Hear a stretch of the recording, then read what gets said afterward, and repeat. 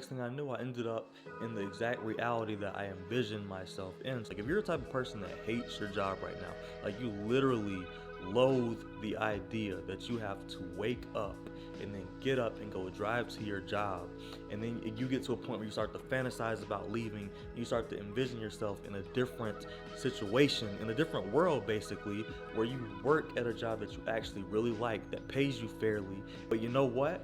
I had to go from, instead of just intensely feeling that way, to actually doing something about it. And the first step was improving myself to get to a point where I could actually interview competitively for other jobs. And then the next step was actually putting my application out there and getting my resume to a point where it was really, really good, and then submitting it to other places.